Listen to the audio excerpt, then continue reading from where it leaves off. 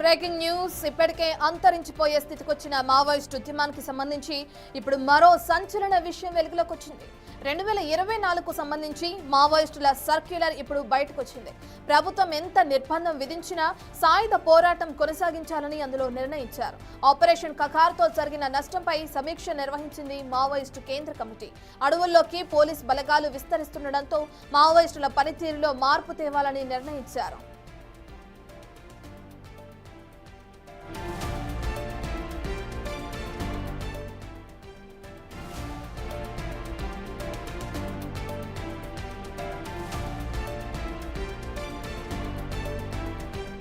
దండకారణ్యంతో పాటు ఏఓబి తెలంగాణ ప్రాంతాల్లోనూ ఇదే విధానాన్ని అమలు చేయాలని నిర్ణయించింది మావోయిస్టు కేంద్ర కమిటీ. ప్రజా పోరాటాలను మావోయిస్టు ఉద్యమానికి అనుకూలంగా మార్చలేకపోయామని కేంద్ర కమిటీ ఇందులో అభిప్రాయపడింది. ఇక తెలంగాణ, ఏపీలోని ప్రజా సంఘాలు మావోయిస్టులకు కావాల్సినట్లుగా పనిచేయడం లేదంటూ విమర్శలు చేసింది. మారిన పరిస్థితులకు తగిన ఎత్తుగడలు వేయలేకపోతున్నామంది కేంద్ర కమిటీ.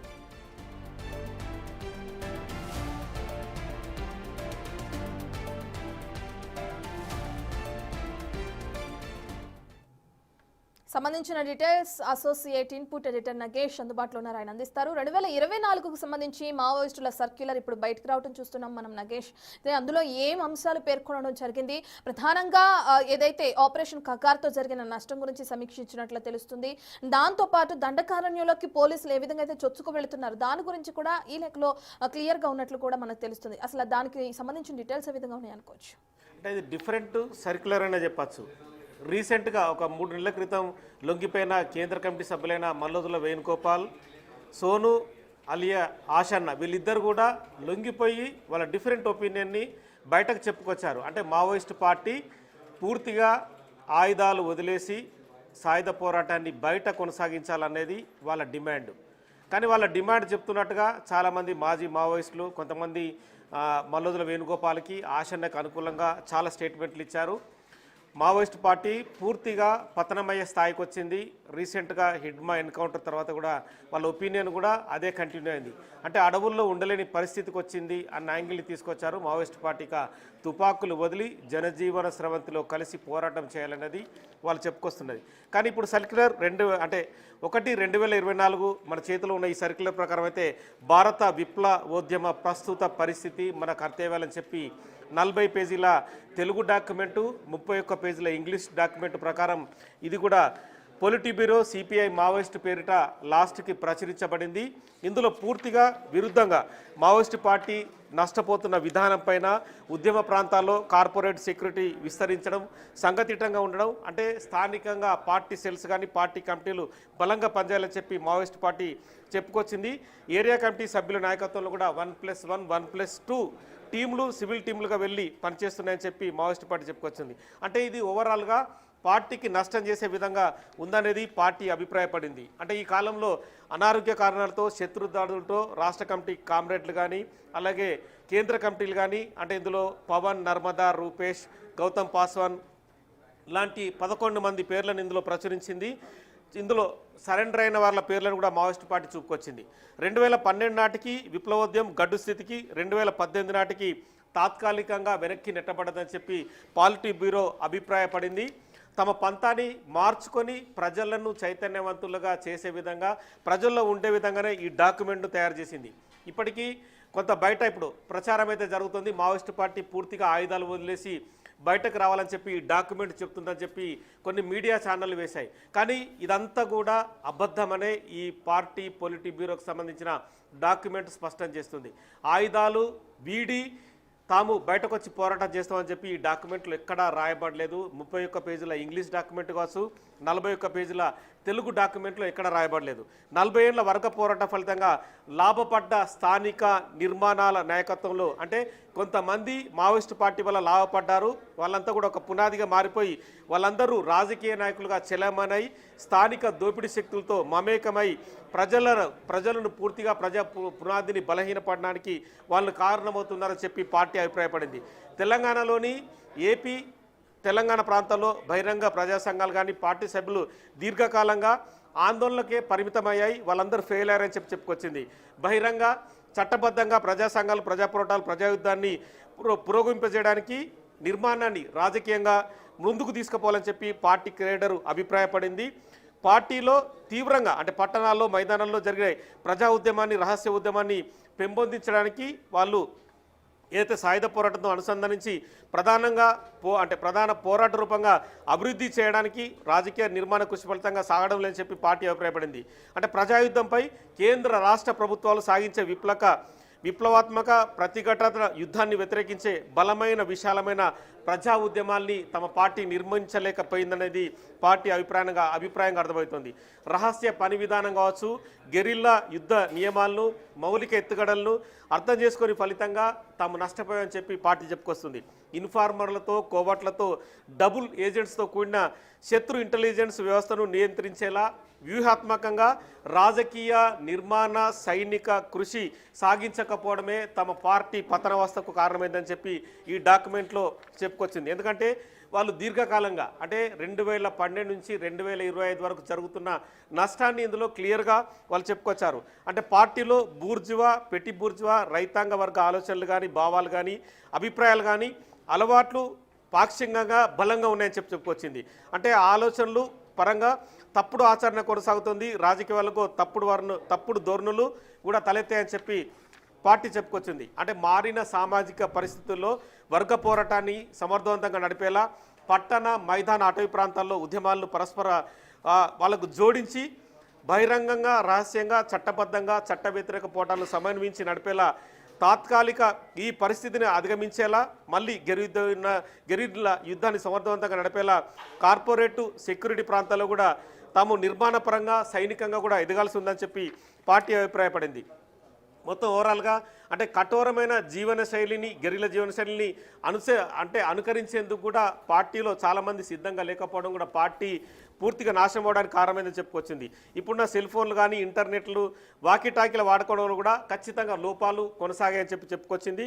అలాగే పిఎల్జే బలగాలు పాత పద్ధతుల్ని అనుసరించి పరిస్థితికి అనుగుణంగా ఎత్తుగడలు వేయడంలో కూడా ఫెయిల్ అయ్యారని చెప్పుకొచ్చింది. 2024 జనవరి నుండి డీకేలో అంటే దండకారణ్యంలో ఇప్పటి వరకు 150 మంది, దేశవ్యాప్తంగా 170 మంది కామ్రేడ్స్ ఎన్కౌంటర్లు అమరులయ్యారని చెప్పి పార్టీ చెప్పుకొచ్చింది. ప్రధానంగా శత్రు దాడికి సంబంధించి ఆపరేషన్లో 1500 మంది నుండి 3000 మంది వరకు పోలీసులు పాల్గొంటున్నా కూడా తమ నుంచి ఆ స్థాయి గెరిల్లా యుద్ధం చేసే వాళ్ళు లేకపోవడం కూడా తమ పార్టీ నష్టం జరిగిందని చెప్పుకొచ్చింది. అంటే పట్టణ మైదాన అటవీ ప్రాంతాల్లో కూడా ప్రజా పోరాటంలో కదిలే వారి నుండి కూడా నిరంతరం పార్టీ సభ్యులను తయారు చేసుకొని రహస్య పార్టీ సెల్స్ ద్వారా వర్గ పోరాటంలో కదిలే వారిని, కొత్త వారిని ఖచ్చితంగా భర్తీ చేసుకోవాలి. స్వీయాత్మక శక్తుల్ని పెంచుకుంటూ పోతే పార్టీ బలైపోతుందని చెప్పి డాక్యుమెంటు చెప్పుకొస్తుంది. మొత్తానికైతే ఇందులో దేశవ్యాప్తంగా ప్రజా సంఘాలు, పార్టీ ఆర్గనైజర్ లేని ఫలితంగా తమ పార్టీ ముందుకు లేని పరిస్థితి దాపురించింది. ప్రజా సంఘాల్లో తలెత్తుతున్న రాజకీయ నిర్మాణ సమస్యలు కూడా తమ పార్టీ వెనుకంజ వేయడానికి కారణమైందని చెప్పుకొచ్చింది. పార్టీ కమిటీల్లో కూడా 3-in-1 సీనియర్లు, మధ్య వయస్కులు, జూనియర్లు కాంపోజిషన్ ఉండేలే విధంగా పార్టీని తీర్చిదిద్దుకోవడానికి తాము ముందుకెళ్తామని చెప్పి ఈ డాక్యుమెంటు చెప్పుకొస్తుంది. శత్రువుకు ఖచ్చితంగా ధీటుగా పోరాడాలంటే రహస్య పార్టీ నిర్మాణం కూడా ఖచ్చితంగా ఉండాలి. లీగల్, ఇల్లీగల్ సమన్వయ యంత్రాన్ని, కొరియరింగ్ వ్యవస్థని, లైజనింగ్ పోస్టుల వ్యవస్థని కూడా పథకం ప్రకారం చేసుకొని పట్టుదలగా ముందుకు పోవాల్సిన అవసరం ఉందని చెప్పి కూడా ఈ డాక్యుమెంట్లో చెప్పుకొచ్చింది. మొత్తం ఓవరాల్గా 2019 నుండి 23 వరకు మావోయిస్టు ఉద్యమ ప్రాంతాల్లో అంటే అక్కడ జరిగిన ఇష్యూస్లలో 30,000 దాదాపుగా 300 నుండి 500 చొప్పున దాదాపుగా 1,00,000 సాయుధ బలగాలు ఇప్పటికీ మోహరించబడ్డాయి. ఆ ప్రాంతంలో తాము తిరగలేని పరిస్థితులు ఉన్నాయని చెప్పుకొచ్చింది.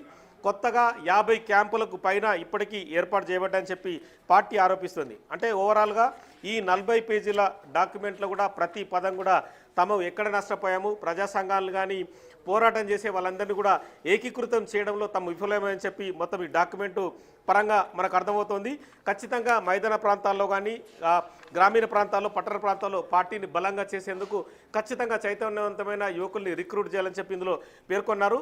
దేశవ్యాప్తంగా విప్లవోద్యమ గడ్డు స్థితికి, తాత్కాలిక పరిస్థితికి దారితీయడానికి కూడా కార్మికేతర వర్గ వాళ్ళకు తప్పుడు భావాలు కానీ తప్పుడు సంబంధించిన ప్రచారం జరగడం కూడా పార్టీ పూర్తిగా నష్టపోవడానికి కారణమైందని చెప్పి చెప్పుకొచ్చింది. ఇందులో జరుగుతున్న ఈ తమ చర్యలు అంటే పిఎల్జీఏ కానీ మిగతా పార్టీకి సంబంధించిన క్యాడర్లు కానీ ప్రతి అంటే తాము ఇప్పటికి కూడా అంటే మామూలుగా మావోయిస్టు పార్టీ అడవుల్లో తిరిగేటప్పుడు క్యాంపింగ్ విధానాన్ని అనుసరిస్తూ ఉంటుంది. ఇక నుంచి క్యాంపింగ్ విధానమే ఉండకూడదు, రహస్యాన్ని పాటిస్తూ బహిరంగ పని పద్ధతిని పాటించాలని చెప్పి పార్టీ డాక్యుమెంట్లో ఇందులో పేర్కొన్నారు. మొత్తం 40 పేజీల డాక్యుమెంట్లో కూడా పార్టీ నిర్మాణం, పార్టీ గతంలో జరిగిన పూర్తి నష్టం కానీ అందులో ఎన్కౌంటర్ అయిన వ్యక్తుల గురించి ప్రస్తావించింది. ఇక నుంచి ఖచ్చితంగా రహస్యంగా వండుకుంటూ మైదాన ప్రాంతాల్లో కానీ ప్రజలను కానీ ప్రజా వ్యతిరేక విధానాల ద్వారా సంఘటితంగా పోరాటం చేస్తేనే పార్టీ బతికి ఉంటుందని చెప్పుకొచ్చింది.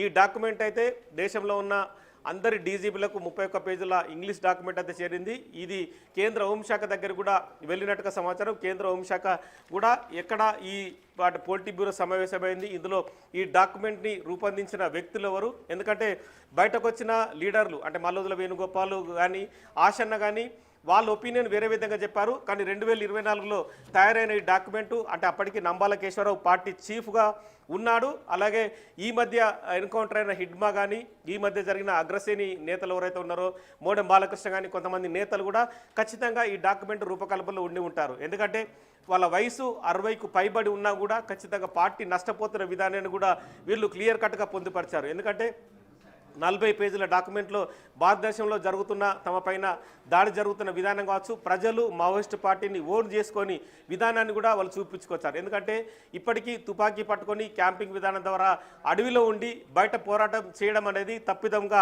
భావిస్తున్నట్టుగా చెప్పుకొచ్చింది. ఎందుకంటే గతంలో ఉన్న పరిస్థితి వేరు, దశాబ్దాల తరబడి ప్రజా వ్యతిరేక పోరాటాలు చేస్తున్నా కూడా ప్రజలకు తమ వంతు ఎక్కడైతే అటవీ ప్రాంతాల్లో కోయగొండు ప్రజలకు కూడా రోడ్ల నిర్మాణం జరిగినా వాళ్ళకు స్కూళ్ళు ఏర్పడ్డా కూడా మావోయిస్టు పార్టీ ఆ పని చేసిందనేది కూడా ఎక్స్పోజ్ కావడం లేదన్న విషయాన్ని కూడా ఈ డాక్యుమెంట్లో పొందుపరిచారు. ఇక నుంచి ఖచ్చితంగా ప్రజలకు అంటే ప్రజలు ఎక్కడ నష్టపోతున్నారు, ప్రజలు కార్పొరేట్ కంపెనీల ద్వారా ప్రజలు అలాగే అడవులను నాశనం చేయడం కావచ్చు, కార్పొరేట్ కంపెనీలకు ప్రభుత్వాలు సపోర్ట్ చేయడం కావచ్చు, ఇవన్నీ విషయాలపైన ఖచ్చితంగా పోరాటం చేస్తామని చెప్పి ఈ డాక్యుమెంట్ రూపకల్పనలో అర్థమవుతుంది. నెక్స్ట్ ఇక నుంచి ఖచ్చితంగా క్యాంపింగ్ విధానం కానీ అటవీ ప్రాంతాల్లో ఉండి పోరాటం చేయడం అనేది ఉన్నట్టుగా ఇందులో అర్థమవుతుంది. బయట నుండే పోరాటాలు చేయాలన్న మావోయిస్టు పార్టీ విధానంలో మరి రిక్రూట్మెంట్ వాళ్ళు రహస్యంగా ఎలా చేస్తారు అంటే ఇప్పటికే అర్బన్ నక్సలైట్లు దేశవ్యాప్తంగా 30,000 నుంచి 40,000 ఉన్నారని చెప్పి కేంద్ర హోంశాఖ భావిస్తుంది. మరి వాళ్ళందరినీ సంఘటితం చేస్తూ వాళ్ళందరి ద్వారానే ప్రజా పోరాటాలు ఉధృతం చేసి ముందుకు తీసుకెళ్తుందా అనేది కూడా ఖచ్చితంగా అర్థమవుతుంది. ఇప్పటికీ కొద్దిమంది మావోయిస్టులు అంటే బర్సాదేవ్ కావచ్చు, గణపతి కావచ్చు, కొంతమంది ఇప్పటికీ అడవులలో అంటే నేపాల్ కానీ దేశంలోని ఇతర ప్రాంతాల్లో ఉన్నా కూడా ఇప్పటికీ పార్టీ చీఫ్గా ఉన్న తిప్పటి తిరుపతి అలియాస్ దేవుజీ కూడా లొంగుబాటుకు ముందుకు వస్తుండన్న ఈ వ్యవహారంలో మరి పార్టీ డాక్యుమెంట్ అయితే బయటకు వచ్చిన క్రమంలో మరి పార్టీ నిర్మాణంలో వాళ్ళు బయట జనజీవన స్రవంతిలో కలిసి ఉద్యమాన్ని కొనసాగిస్తారన్న అనుమానం కూడా వ్యక్తమవుతోంది. ఇప్పటికే లొంగిపోయిన వ్యక్తులు అయితే ఉన్నారు. ఈ మధ్య లొంగిపోయిన బాలకృష్ణ కానీ ఈ మధ్య లొంగిపోయిన పెద్దపల్లికి చెందిన మరో మావోయిస్టు కేంద్ర కమిటీ సభ్యుడు వాళ్ళందరూ కూడా తాము జనజీవన స్రవంతిలో కలిసాం కానీ ఖచ్చితంగా పోరాటం కొనసాగిస్తామని చెప్పారు. మరి ఈ డాక్యుమెంట్ కూడా వాళ్ళందరికీ తెలిసే ఉంటుంది. వాళ్ళందరూ కూడా బయట ఉండి పార్టీ నిర్మాణాలకు సంబంధించి ప్రజా ఉద్యమాల ద్వారా తమ పోరాటం చేస్తామని చెప్పుకొచ్చారు. కాబట్టి వాళ్ళ మాటలకి ఈ డాక్యుమెంట్ కూడా ఖచ్చితంగా సింక్ అవుతుంది. అంటే బయటనే ఉండి వాళ్ళు కూడా ఎవరైతే ఇప్పుడు ప్రస్తుతము జనజీవన స్రవంతి కావచ్చు లొంగుబాటుకు వస్తున్న వ్యక్తులందరూ కూడా సమూహంగా ఏర్పడి వాళ్ళే మళ్ళీ నిర్మాణ దశగా అంటే అర్బన్ నక్సలైట్లుగా బయట ప్రజా వ్యతిరేక పోరాట విధానాలను కొనసాగిస్తారని మాత్రం అర్థమవుతోంది. రైట్ నగేష్, మీరు చెప్పినట్లుగానే ఎన్నేళ్ల ఉద్యమంలో జరిగిన ఆ లోటుపాట్లు కానీ లేదంటే దానికి సంబంధించిన నష్టాన్ని గురించి క్లియర్గా ఈ సర్క్యులర్లో వివరించడం చూస్తున్నాం. మనం ఏ విధంగా ముందుకు వెళ్లాలో కూడా వాళ్ళు క్లియర్గా రాసినట్లుగా కూడా మనం చూస్తున్నాం. మరి దీనికి సంబంధించి కేంద్రం నుంచి కానీ లేదంటే అధికారుల నుంచి కానీ ఎటువంటి స్పందన వచ్చే అవకాశం ఉందనుకోవచ్చు? అంటే ఇప్పటికీ లొంగుబాటుకు ఎవరైతే బయటకు వస్తున్నారో వాళ్ళందరినీ ఇప్పటికీ అంటే వాళ్ళని కౌన్సిలింగ్ ద్వారా కావచ్చు రకరకాల పద్ధతుల్లో పోలీసులు అయితే మళ్ళీ మావోయిస్టు పార్టీకి దగ్గరగా వెళ్ళే ప్రయత్నాలు చేయకూడదని చెప్పి వాళ్ళని మోటివేషన్ చేస్తున్నారు. కానీ 30-40 ఏళ్ల పాటు పార్టీలో ఉన్న వ్యక్తులు మారడం అనేది సహజంగా జరగకపోవచ్చు. కొంతమంది డబ్బు ద్వారా కావచ్చు రాజకీయంగా వాళ్ళకి ఏదైనా పదవులు ఇస్తామని చెప్పి లేదంటే వాళ్ళకు డబ్బులు ఆశ చూపి ఇంకో రకంగా మోటివేషన్ చేయొచ్చు. అందులో కొద్దిమంది ఉంటారు. కానీ ప్రజల కోసం పోరాటం చేసి తమ కుటుంబాలనే వదిలి దశాబ్దాల తరబడి తల్లిదండ్రులకు దూరంగా ఉండి వాళ్ళు పెళ్ళిళ్ళు చేసుకోకుండా పిల్లలు లేకుండా తమ జీవితాన్నే పణంగా పెట్టి పోరాటం చేసిన వ్యక్తులు ఖచ్చితంగా మావోయిస్టు పార్టీ భావజాలం వాళ్ళ కంటిన్యూగా ఉండనే ఉంటుంది. ఒకవేళ వాళ్ళు లొంగిపోయినా కూడా ప్రజలకు జరుగుతున్న అన్యాయాన్ని ఏదో ఒక రూపేణా వాళ్ళు బహిరంగ పోరాటాల ద్వారా తెలియజేసే అవకాశం కనిపిస్తుంది. ఎందుకంటే ఇప్పుడు లొంగిపోయిన బండి ప్రకాష్ కానీ, ఈ మధ్య లొంగిపోయిన పెద్దపల్లికి చెందిన కేంద్ర కమిటీ సభ్యుడు కానీ, వాళ్ళని మనం ఇంటర్వ్యూ చేసినప్పుడు మేము లొంగిపోయాము కానీ రాజకీయ పదవులు తీసుకోము, ఖచ్చితంగా ప్రజా వ్యతిరేక పోరాటాలపైన దృష్టి సారిస్తాము, రాజకీయంగా ఏ పార్టీలో చేరము, ఖచ్చితంగా ప్రజల్లో ఉండి పోరాడతామని వాళ్ళు బలంగా చెప్పుకొచ్చారు. వాళ్ళందరూ ఈనాడు మావోయిస్ట్ పార్టీలో చేరిన వ్యక్తులు కాదు. 4 దశాబ్దాలుగా 1980, 90, 2000 ప్రాంతంలో వాళ్ళు పార్టీలోకి వెళ్ళారు, తుపాకీ పట్టారు, ఎన్నో ఇష్యూస్ని వాళ్ళు ఎదుర్కొన్నారు. చాలామందిని పోలీసుల్ని ఎన్కౌంటర్ ద్వారా అంటే ఇరు పక్షాల ఎన్కౌంటర్ ద్వారా పోలీసులను కూడా చంపారు. చాలా ఇష్యూస్లో వాళ్ళు ముందున్నారు. కానీ ఇప్పటికీ మల్లోజుల వేణుగోపాల్ కానీ, ఆశన్న కానీ వాళ్ళు చెప్తున్నట్టుగా అంటే ఇప్పటికీ మావోయిస్ట్ పార్టీ పూర్తిగా పతనవస్థల దశలో ఉంది, అడవుల్లో ఉండి పోరాటం చేయలేని పరిస్థితి ఉంది. వాళ్ళందరూ కూడా తుపాకీని వీడాలి, సాయుధ పోరాటం వీడాలి, బయటకు వచ్చి జనజీవన స్రవంతులు కావాలని చెప్పి వాళ్ళు మోటివేట్ చేస్తున్నారు. కానీ వాళ్ళ మోటివేషన్కి విరుద్ధంగా వీళ్ళ ప్రకటనలు ఉన్నాయి. వాళ్ళందరినీ కూడా ఇప్పటికే ద్రోహులుగా బయటకు వచ్చిన కొంతమంది వ్యక్తులు కూడా ప్రకటించారు. కాబట్టి ఈ డాక్యుమెంటు సారాంశం చూస్తే ఆయుధాలను వీడే ప్రసక్తి లేదని చెప్పి మావోయిస్ట్ పార్టీ కరాఖండిగా చెప్తోంది. తమ పోరాటాన్ని ఖచ్చితంగా కొనసాగిస్తున్నాం, కానీ పాత పద్ధతులను విడనాడాలి, కొత్తగా పిఎల్జేని బలపరచడం కానీ, ప్రజల్లో ఉంటూ ప్రజా పోరాటాలను ఎలా కొనసాగించాలి అది కూడా రహస్యంగా ఉండాలి, ఒకరికొకరి కమ్యూనికేషన్ అనేది ఉన్నా కూడా తాము ఇది అని కూడా తెలియకుండా కూడా పోరాటాలు కొనసాగించాలని చెప్పి ఈ డాక్యుమెంట్ చెప్తున్న ప్రస్తుతం అయితే ఈ డాక్యుమెంట్ సంచలనాన్ని రేపుతుంది. ఎందుకంటే పోలీసులు కూడా ఒక రకంగా ఈ వ్యక్తులు ఎక్కడున్నారు, ఎవరు సమూహాన్ని తయారు చేస్తారు, ఎవరు పోరాటం చేస్తారు అనేది కూడా కనిపెట్టలేని స్థితిలో ఈ డాక్యుమెంట్ అయితే కనిపిస్తుంది. ఇప్పుడున్న ఇంటర్నెట్ వ్యవస్థ ద్వారా ఒకరికొకరు కమ్యూనికేషన్ జరిపినా ఖచ్చితంగా ఇంటెలిజెన్స్ వ్యవస్థ వాళ్ళని పట్టుకునే అవకాశం ఉంటుంది. కానీ పట్టుకునే విధంగా పోరాటం ఎలా చేస్తారు, వీళ్ళ సమూహాన్ని ఎలా ఏర్పాటు చేసుకుంటారు. ఇప్పటికే దేశవ్యాప్తంగా యూనివర్సిటీలలో చాలామంది ఉద్యోగాలు రాని నిరుద్యోగులు చాలామంది కూడా ఖచ్చితంగా ఇలాంటి డాక్యుమెంట్ చూసి వాళ్ళు కూడా ఆకర్షితులయ్యే అవకాశం ఉంటుంది. ప్రభుత్వాలు అందరికీ ఉద్యోగాలు ఇవ్వలేవు, వాళ్ళందరి కోరికలు తీర్చలేవు. ఖచ్చితంగా ప్రజా వ్యతిరేక పోరాటాలు ఏ విధంగా చేయాలి, ఖచ్చితంగా ఎక్కడైతే అడవులు దోచుకుంటారో కార్పొరేట్ కంపెనీలు అడ్డపెట్టి ప్రభుత్వాలు వాళ్ళందరినీ ఎదుర్కొనే విధంగా ఒకవేళ ప్రజలను ఉంటూ నాయకులను హతమార్చే విధంగా ముందుకెళ్తారా, ఇవన్నీ కూడా ఖచ్చితంగా ఇవన్నీ ప్రశ్నలే. ఎందుకంటే ఎక్కడ ఏ వ్యక్తి ఉన్నా కూడా, ఎక్కడ ఏ వ్యక్తి కనిపించకుండా దాడి చేసినా కూడా ఖచ్చితంగా ప్రభుత్వాలకు ఇది పెద్ద ఎత్తున ఒక రకంగా వాళ్ళకి అంటే ఎదుర్కొని విధంగా ఉంటే మాత్రం ప్రభుత్వాలు కూడా ఆలోచించే పరిస్థితికి వస్తాయి. పోలీసులు కూడా తమ వ్యూహాన్ని కూడా మార్చుకొని వాళ్ళను కూడా అంటే ప్రజా వ్యతిరేక పోరాటాలు చేసే వ్యక్తులు కూడా ఖచ్చితంగా వాళ్ళని కూడా అబ్జర్వ్ చేసే పరిస్థితి అయితే కనిపిస్తుంది. Right, thank you నకేష్.